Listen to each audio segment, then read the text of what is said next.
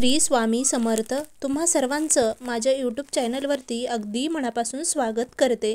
तुमच्या मनातल्या सर्व इच्छा मनोकामना स्वामी महाराज नक्की पूर्ण करो हीच स्वामींच्या चरणी प्रार्थना करते आणि आजच्या व्हिडिओला सुरुवात करते। तर आजचा व्हिडिओ कोठेही स्किप न करता शेवटपर्यंत व्हिडिओ नक्की बघा। जर तुम्हाला व्हिडिओ आवडला तर व्हिडिओला लाईक शेअर आणि सबस्क्राइब करायला मात्र विसरू नका। कमेंटमध्ये नक्की लिहा श्री स्वामी समर्थ। आपल्या घरातल्या लहान मुलांना आपल्या मुलांवरती चांगले संस्कार व्हावेत असं प्रत्येक पालकांचं स्वप्न असतं। आपल्या घरातले लहान मुलांचे मन संस्कारक्षम होण्यासाठी नित्य उपासना किंवा नित्य सेवा काहीतरी मुलांनी करावी असं प्रत्येकाला वाटत असतं। तर श्री स्वामी समर्थ हे आपले गुरु आहेत असल्याने लहान मुलांना रोज स्वामींचे नामस्मरण केले पाहिजे, जप केला पाहिजे। पण स्वामींना एक दररोज नित्य नियमाने प्रार्थना देखील म्हणावी। तर ती कोणती प्रार्थना आहे जे की आपल्या मुलांकडून दररोज आपल्याला म्हणून घ्यायची आहे।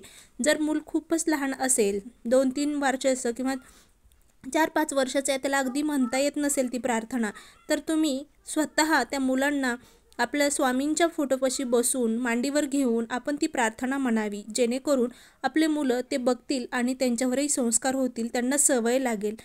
तर आपले मुलं मोठी असतील श्री स्वामी समर्थ महाराजांचा एक छोटासा फोटो आपल्याला त्या रूममध्ये लावायचा आहे, त्या खोलीमध्ये लावायचा आहे।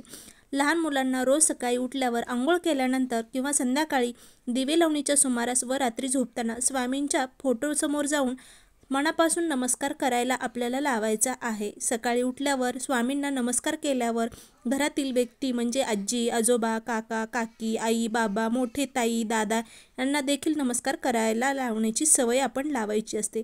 कारण सर्वांचा आशीर्वाद घ्यावेत म्हणजेच दिवस चांगला जाईल आणि आपल्या मुलांवर चांगले संस्कार होतील। त्याचबरोबर रात्री झोपताना सुद्धा अभ्यासाला बसण्यापूर्वी डोळे मिटून स्वामींचे नामस्मरण थोडा वेळ करायला लावायचे, म्हणजेच श्री स्वामी समर्थ श्री स्वामी समर्थ असं आपल्याला मुलांना 5 मिनिटं म्हणण्यासाठी सांगायचं आहे। त्याचबरोबर दर गुरुवारी आणि किंवा पौर्णिमेला स्वामींच्या मठामध्ये नेऊन आपल्या लहान स्वामींचा आशीर्वाद घ्यायचा आहे। त्याचबरोबर दर पौर्णिमेला दर गुरुवारी जर तुम्हाला दररोज जमत असेल तरी पण स्वामींच्या मठामध्ये मुलांना घेऊन जा। त्याचबरोबर सर्वात महत्त्वाचं म्हणजे मुलांकडून संध्याकाळच्या वेळेमध्ये एक आपल्याला प्रार्थना म्हणून घ्यायची आहे। तर ती प्रार्थना कोणती?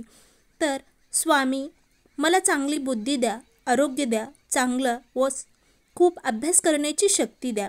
मला नम्र आज्ञाधारक आणि दयाळू बनवा। माझ्याकडून सर्वांची सेवा घडू द्या। सर्वांना सुखी ठेवा। सर्वांचं कल्याण करा। मला सदैव तुम्ही आशीर्वाद द्या। असं आपल्याला मुलांना शिकवायची आहे ही छोटीशी प्रार्थना। सुरुवातीला मुलांना प्रार्थना करता येणार नाही, पालकांनी आपल्या मुलांना ती प्रार्थना शिकवावी।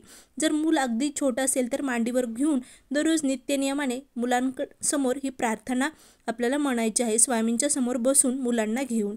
मुलं मोठी असतील तर मुलांना ही प्रार्थना करायला नक्कीच शिकवा।